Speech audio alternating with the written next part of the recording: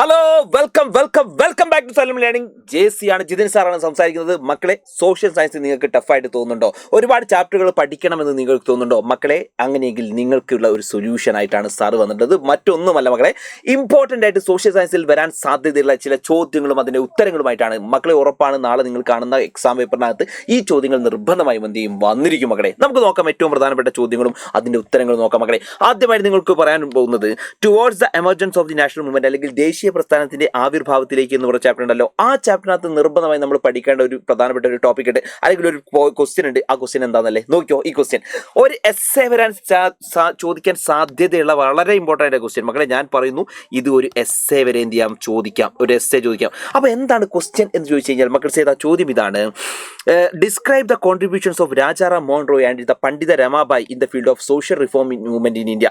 മക്കൾ, ഇതാ ഇവിടെ ചോദിച്ചിട്ടുണ്ട് പ്രധാനമായിട്ടും രാജാറാം മോഹൻ റോയുടെയും അതേപോലെ തന്നെ പണ്ഡിത രമാബായിയുടെയും പ്രധാനപ്പെട്ട കോൺട്രിബ്യൂഷൻസ് ആണ്. നമുക്ക് നോക്കണം, ഇന്ത്യയുടെ സാമൂഹിക പരിഷ്കരണ രംഗത്ത് രാജാറാം മോഹൻ റോയുടെയും പണ്ഡിത രമാബായിയുടെയും സംഭാവനകൾ എഴുതാനാണ് ചോദിച്ചിട്ടുള്ളത്. മക്കളെ, ഇത് ഇമ്പോർട്ടൻ്റ് ആയ ക്വസ്റ്റ്യൻ ആണ്. ആദ്യം നമ്മൾ രാജാറാം മോഹൻ റോയുമായി ബന്ധപ്പെട്ട കാര്യങ്ങൾ എഴുതണം. മക്കളെ, നിങ്ങൾ നോക്കി, രാജാറാം മോഹൻ റോയിയെ കുറിച്ച് പറയുന്ന സമയത്ത് നിങ്ങൾ നോക്കിയോളൂ, അവിടെ കാണാൻ വേണ്ടി പറ്റുന്നുണ്ട് എന്തൊക്കെയാണ് നമുക്ക് ഏറ്റവും പ്രധാനമായിട്ട് പഠിച്ചു വെക്കേണ്ട പോയിന്റ് ആണ് അല്ലേ. ഹി അബോളിഷ്ഡ് സതി, അല്ലേ, ഈ പറഞ്ഞ സതി നിരോധിച്ചിട്ടുണ്ട്. അതേപോലെ മക്കളെ, he establish several schools for education purpose, അല്ലേ. നിങ്ങൾ നോക്ക്, അന്നത്തെ കാലത്ത് ഒരുപാട് വിദ്യാഭ്യാസ സ്ഥാപനങ്ങൾ അല്ലെങ്കിൽ സ്കൂളുകൾ അദ്ദേഹം ചെയ്യുന്നുണ്ട്, സ്ഥാപിച്ചിട്ടുണ്ട്. അതേപോലെ തന്നെ മക്കളെ, അന്നത്തെ ഏറ്റവും പ്രധാനപ്പെട്ട ബ്രഹ്മസമാജം എന്ത് ചെയ്തു, അദ്ദേഹം സ്ഥാപിച്ചു. അതേപോലെ തന്നെ he fight against social evils like child marriage and polygamy. അപ്പോൾ അന്നത്തെ ശൈശവ വിവാഹത്തിനും ബഹുഭാരിത്വത്തിനും എതിരെ എന്ത് ചെയ്തു, അദ്ദേഹം പോരാടി. അതേപോലെ തന്നെ he argued women have the right to inheritance, സ്ത്രീകൾക്ക് പൈതൃക സ്വത്തിൽ അവകാശം വേണമെന്ന് എന്ത് ചെയ്തു, അദ്ദേഹം ഇതുപോലെ തന്നെ വാദിച്ചു. അതേപോലെ തന്നെ മക്കളെ, സ്റ്റുഡ് അഗേൻസ്റ്റ് ഐഡൽട്രി ആൻഡ് പോളിറ്റിസം, മക്കളെ ബഹുദൈവ ആരാധന അതുപോലെ തന്നെ വിഗ്രഹ ആരാധനയ്ക്കും എതിരായിട്ട് പ്രവർത്തിച്ചു. മക്കളെ, ഇത്രയുമാണ് പറയുന്നത്. അപ്പോൾ സതി നിർത്തലാക്കി, അതുപോലെ തന്നെ ആധുനിക വിദ്യാഭ്യാസത്തിന് ഒരുപാട് സ്കൂളുകൾ സ്ഥാപിച്ചു, ബ്രഹ്മസമാജം സ്ഥാപിച്ചു, ശൈശവ വിവാഹവും ബഹുഭാരിത്വവും സ്ഥാപിച്ചു. അതുപോലെ തന്നെ സ്ത്രീകൾക്ക് പൈതൃക സ്വത്തിൽ അവകാശമുണ്ട് എന്ന് അദ്ദേഹം പറഞ്ഞു. അതുപോലെ തന്നെ വിഗ്രഹാരാധന, ബഹുദൈവ ആരാധന എന്ത് ചെയ്തു, അതുപോലെ തന്നെ അതിന് എതിരെ നിലകൊണ്ടു. മക്കളെ, നിങ്ങൾ ആലോചിച്ചോട്ടോ, ഇത് പഠിക്കണമെങ്കിലൊക്കെ സിമ്പിൾ സാധനമാണ്. നമ്മൾ ലൈവിനകത്തൊക്കെ നമ്മൾ പറഞ്ഞിട്ടുണ്ട്. കുറച്ച് സാധനങ്ങൾ അദ്ദേഹം ചെയ്തിട്ടുണ്ട്, നിരോധിച്ചിട്ടുണ്ട്. അത് ഏതൊക്കെ നിരോധിച്ചത്? ഒന്ന്, സതി നിരോധിച്ചു. അതേപോലെ തന്നെ അടുത്തത് നിരോധിച്ചത് ഏതാണ്? ഇതുപോലെ തന്നെ ശൈശവ വിവാഹവും അതുപോലെ തന്നെ ബഹുഭാരിത്വവും നിരോധിച്ചു.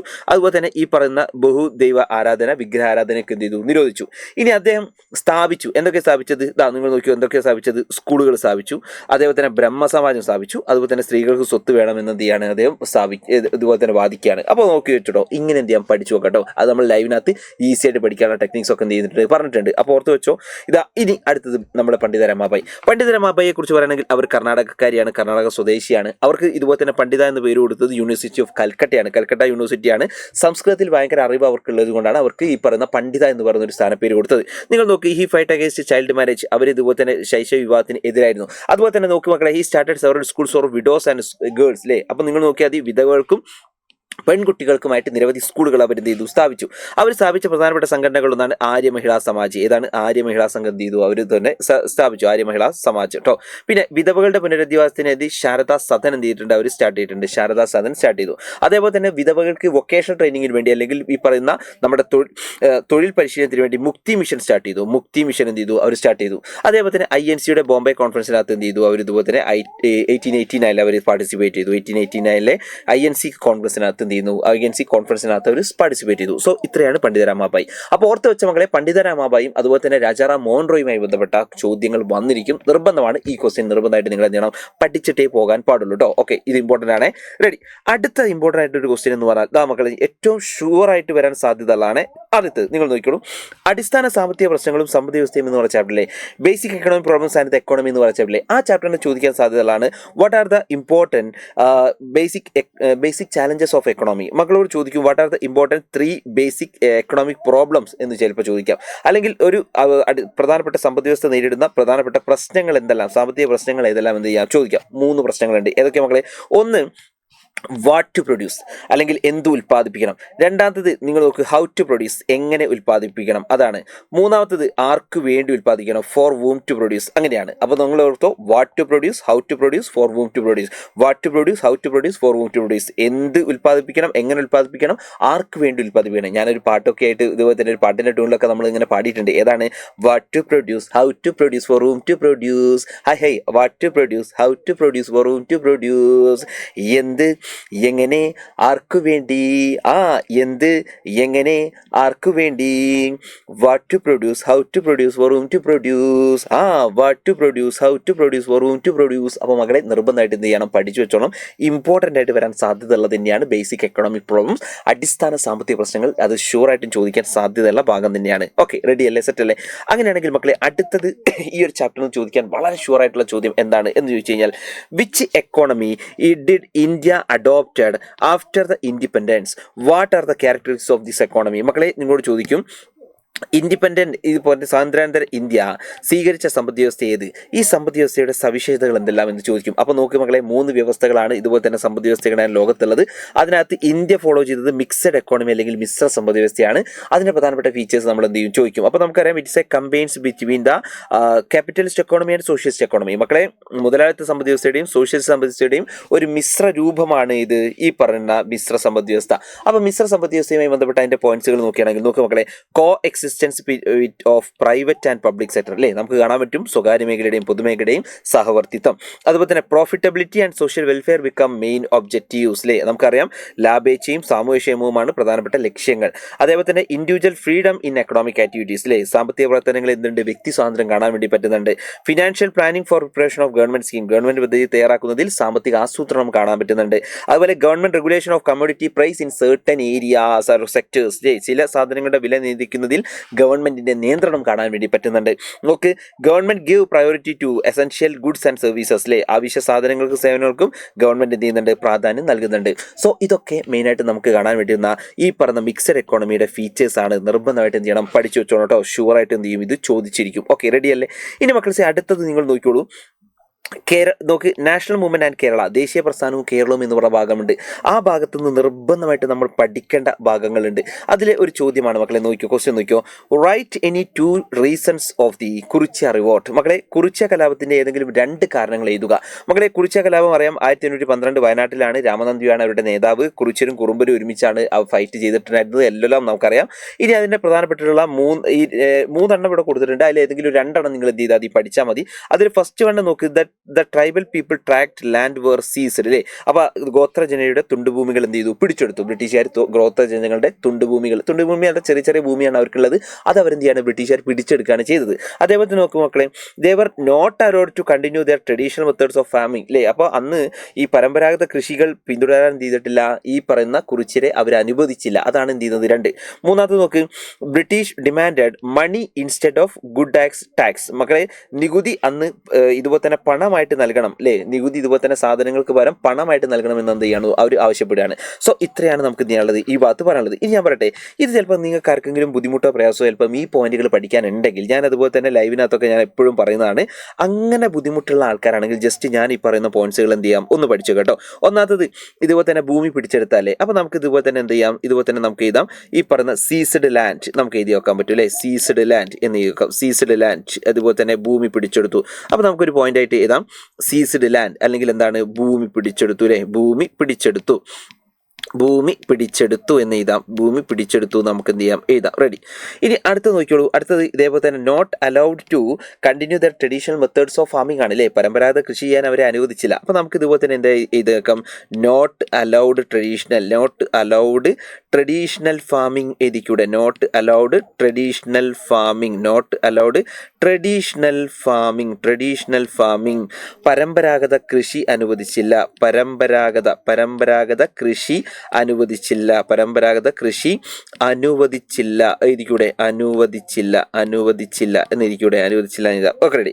ഇനി മൂന്നാമത്തെ നിങ്ങൾ നോക്ക്, അവരിതുപോലെ തന്നെ ഈ പറയുന്ന മണി ഇൻസ്റ്റെഡ് ഓഫ് ഗുഡ് ടാക്സ് ആണ് അല്ലേ, നികുതി സാധനങ്ങൾക്ക് പകരം പണമായി നൽകണം എന്നാണ് പറഞ്ഞത്. അപ്പോൾ നമുക്കത് വേണമെങ്കിൽ ഇത് ഷോർട്ടാക്കി എഴുതാം, ടാക്സ് ഇൻ ക്യാഷ് ആണ്. നികുതി പണമായിട്ട് നൽകണമെന്ന് എന്ത് ചെയ്തു, ആവശ്യപ്പെട്ടു. നികുതി പണമായി എന്ത് ചെയ്യണം, നൽകണം. നൽകണം. അപ്പോൾ ഈ രീതിയിലേക്ക് വേണമെങ്കിൽ എന്ത് ചെയ്യാം, നിങ്ങൾക്ക് ഇതുപോലെ തന്നെ ഓർത്ത് വെക്കാം കേട്ടോ. ഇത് നിങ്ങൾക്കൊരു പഠിക്കാനുള്ളൊരു സിമ്പിൾ ആക്കി ഞാനൊന്ന് ഷോർട്ടാക്കി തന്നാണ്. നിങ്ങൾക്ക് എന്ത് ചെയ്യാം, അത് വേണമെങ്കിൽ നിങ്ങൾക്ക് എഫക്റ്റീവായി തോന്നുമെങ്കിൽ നിങ്ങൾ എന്ത് ചെയ്യുക, അത് ഫോളോ ചെയ്യുക കേട്ടോ. റെഡി? ഓക്കെ അല്ലേ? സെറ്റ് അല്ലേ? സോ ഇപ്പോൾ ഇങ്ങനെയുള്ള കുറേ ചോദ്യങ്ങൾ എന്ത് ചെയ്യാനുണ്ട്, നമുക്ക് ചോദിക്കാറുണ്ട്. ഇനി അതേപോലെ തന്നെ മക്കൾ നോക്കിയോ, feudalism and the medieval world എന്ന് പറഞ്ഞ ചാപ്റ്ററിലെ ഈ ചാപ്റ്ററിനകത്ത് എന്ത് ചെയ്യാനുണ്ട്, ഒരു ചോദ്യം നമുക്ക് ചോദിക്കാറുണ്ട്. അതിന് മുമ്പ് നമ്മൾ കഴിഞ്ഞ ചാപ്റ്ററിൽ തന്നെ ഇതുപോലെ തന്നെ ചോദിക്കാനുള്ള ഒരു ചോദ്യം ഞാൻ പറഞ്ഞുതരാം. ജസ്റ്റ് നോക്കിയോട്ടോ. ഇതൊരു എസ് ആയിട്ടൊക്കെ ചോദിക്കാൻ സാധ്യതയുള്ള ചോദ്യമാണ്. നോക്ക്, the evaluate the Vaikom Satyagraha and the Guruvayur Satyagraha as A mile stone in the struggle against the caste discrimination in Kerala.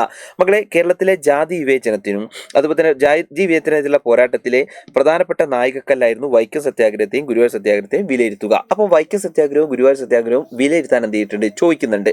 അപ്പം നമുക്ക് പഠിച്ചു വെച്ചോളാം, എന്താണ് വൈക്കം സത്യാഗ്രഹം, ഗുരുവായൂർ സത്യാഗ്രഹം എന്താണ്, നമുക്ക് അതിന്റെ ഡിഫറൻസ് എന്ത് ചെയ്യണം, പഠിച്ചു വെച്ചോളാം.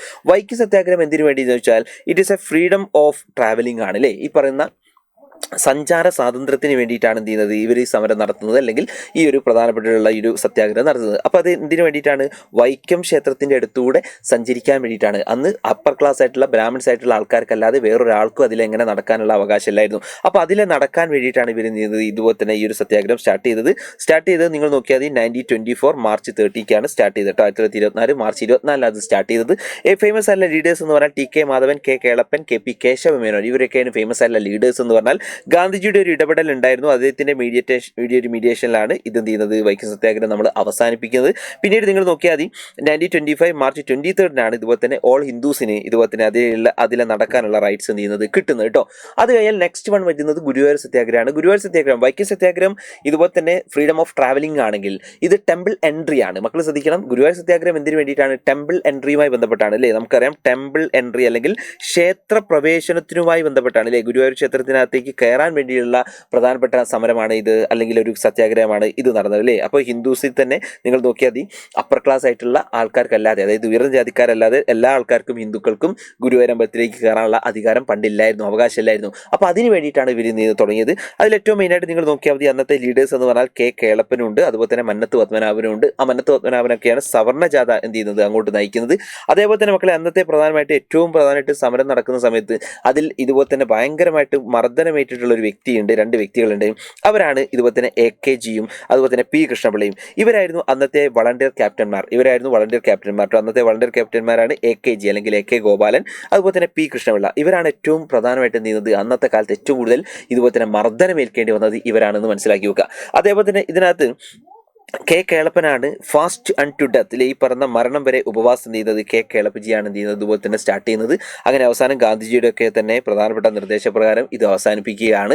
പിന്നീട് നിങ്ങൾ നോക്കിയാൽ മതി, ഇതുപോലെ തന്നെ എല്ലാ ഹിന്ദുസ് ആയിട്ടുള്ള ആൾക്കാർക്കും ഈ ഒരു സമരത്തിന്റെ ഭാഗമായിട്ട്, ഈ ഒരു സത്യാഗ്രഹത്തിന്റെ ഭാഗമായിട്ട്, ഗുരുവായൂർ സത്യാഗ്രഹത്തിന്റെ ഭാഗമായിട്ട് ഗുരുവായൂർ ക്ഷേത്രത്തിലേക്ക് കയറാനുള്ള ഒരു അവകാശം എന്ത് ചെയ്യാണ്, ലഭിക്കുകയാണ് എന്ത് ചെയ്യുന്നത്, ചെയ്തിട്ടുള്ളത് കേട്ടോ. അപ്പോൾ നോക്ക്, അതിനകത്ത് ഏറ്റവും കാരണമായിട്ടുള്ള ഒന്നാണ് മകളെ ടെമ്പിൾ എൻട്രി പ്രൊക്ലമേഷൻ കൊണ്ടുവന്നത് ഇതുപോലെ തന്നെ ചിത്തിര തിരുനാൾ ബാലരാമവർമ്മയാണ് കൊണ്ടുവന്നത്. ഇയർ എന്ന് പറഞ്ഞാൽ 1936 നവംബർ 12 അത് കൊണ്ടുവന്നത്. ഇതോടുകൂടിയാണ്, അതായത് ഈ പറയുന്ന ക്ഷേത്രപ്രവേശന വിളംബരത്തോടു കൂടിയാണ് എല്ലാ ഹിന്ദുസിനും ഇതുപോലെ തന്നെ മറ്റുള്ള സ്ഥലങ്ങളിൽ ക്ഷേത്രങ്ങളിലൊക്കെ കയറാനുള്ള അവകാശം എന്ത് ചെയ്യുന്നത്, ലഭിക്കുന്നത് കേട്ടോ. അപ്പോൾ ഇത്തരത്തിലേക്കുള്ള ഇമ്പോർട്ടൻ്റ് ആയിട്ടുള്ള ചോദ്യങ്ങളാണ് നമുക്ക് എന്ത് ചെയ്യുന്നത്, ഈ ചാപ്റ്ററിനകത്തൊക്കെ പഠിക്കാനുള്ളത്. അപ്പോൾ അതുകൊണ്ട് മക്കളെ പറയുന്നു, ഇങ്ങനെയുള്ള കുറേ ചോദ്യങ്ങളും കാര്യങ്ങളൊക്കെ നമുക്ക് എന്ത് ചെയ്യാനുണ്ട്, ഇന്നത്തെ ലൈവിനകത്ത് എന്ത് ചെയ്യാനുണ്ട്, പറയാനുണ്ട് കേട്ടോ. അപ്പോൾ നിങ്ങൾ നോക്കി, ഇപ്പോൾ 11th ചാപ്റ്റർ ഉണ്ടല്ലോ, feudalism and the medieval world. മക്കളെ, ഫ്യൂഡലിസവും മധ്യകാല ലോകവും ഇതിനകത്ത് വരുന്ന ചോദ്യങ്ങളൊക്കെ ഉണ്ട്. ഇതൊക്കെ നമ്മൾ എന്ത് ചെയ്യും, ഇന്ന് പറയും. അപ്പോൾ ഇന്ന് നടക്കുന്ന ലൈവ് നിങ്ങൾ എന്ത് ചെയ്യണ്ട, മറക്കണ്ട. സോ ആ ലൈവിനകത്ത് എന്ത് ചെയ്യണം, എല്ലാ ആൾക്കാരും പാർട്ടിസിപ്പേറ്റ് ചെയ്യണം. അതിനകത്ത് ഡീറ്റെയിൽ ആയിട്ട് നമ്മൾ എന്ത് ചെയ്യുന്നു, പറയുന്നു. അപ്പോൾ മക്കളെ, ഒരൊറ്റ കാര്യം കൂടി പറഞ്ഞിട്ടാണ്, അടുത്ത വർഷം നിങ്ങൾക്ക് പോകാൻ പോകുന്ന പ്രധാനപ്പെട്ട ക്ലാസ് എന്ന് പറയുന്നത് നിഞ്ച ബാച്ചാണ്. സോ നിഞ്ച ബാച്ചിൽ ഓൾറെഡി ഇപ്പോൾ അഡ്മിഷൻ സ്റ്റാർട്ട് ചെയ്തിട്ടുണ്ട്. മക്കളെ, നിഞ്ച ബാച്ചിനകത്ത് ഇപ്പോൾ ജോയിൻ ചെയ്യുകയാണെങ്കിൽ വലിയ ഓഫറുകൾ നിങ്ങൾക്കുണ്ട്. ഇപ്പോഴാണെങ്കിൽ നിങ്ങൾ കാണേണ്ടത് മെയിനായിട്ട് 3 പ്ലാനുകളുണ്ട്. ബേസ് പ്ലാൻ, ഇൻഫിനിറ്റി, അതുപോലെ തന്നെ ഇൻഫിനിറ്റി പ്രോ എന്ന് പറയുന്ന പ്ലാനുകളുണ്ട്. അപ്പോൾ ഞാൻ പറയുന്നത്, നീറ്റ് ജെയ് പോലുള്ള വലിയ എക്സാമുകൾ ക്രാക്ക് ചെയ്യണമെന്ന് ആഗ്രഹമുള്ള മക്കളാണെങ്കിൽ നിങ്ങൾ നിർബന്ധമായിട്ടും ഇൻഫിനിറ്റി പ്രോ എന്ന് പറയുന്ന ബാച്ച് നിങ്ങൾ എന്ത് ചെയ്യുക, സെലക്ട് ചെയ്യുക. ഇനി ഞാൻ പറഞ്ഞില്ലേ, അതല്ലെങ്കിൽ നിങ്ങൾ എന്ത് ചെയ്യാം, ഇൻഫിനിറ്റി എങ്കിലും നിങ്ങൾ എടുക്കുക എന്നുള്ള കേട്ടോ. അപ്പോൾ അടിപൊളിയാക്കണം, ഉഷാറാക്കണം. ഇത് കിട്ടാൻ വേണ്ടി ഒന്നും വേണ്ട, നിങ്ങൾ 9995400800 എന്ന് പറയുന്ന നമ്പറിൽ ജസ്റ്റ് എന്ത് ചെയ്യുക, ഒന്ന് കോൺടാക്ട് ചെയ്യാം കേട്ടോ. അപ്പോൾ നമ്പർ മറക്കേണ്ട, എത്രയാണ്, 9995400800 എന്ന് പറയുന്ന നമ്പറിൽ എന്ത് ചെയ്യുക, കോൺടാക്ട് ചെയ്യുക കേട്ടോ. അപ്പോൾ all the best everyone. So നമ്മൾ ഇന്ന് സോഷ്യൽ സയൻസിന്റെ മെഗാ മാരത്തോൺ നടക്കാൻ പോവുകയാണ്. സോ എല്ലാ ആൾക്കാരും കറക്റ്റ് ടൈമിന് എന്ത് ചെയ്യാം, പാർട്ടിസിപ്പേറ്റ് ചെയ്യണം. സോ ഓൾ ദി ബെസ്റ്റ് മക്കളെ, ഓൾ ദി ബെസ്റ്റ്. പൊളിച്ചടക്കാൻ നോക്ക് കേട്ടോ. All the best everyone.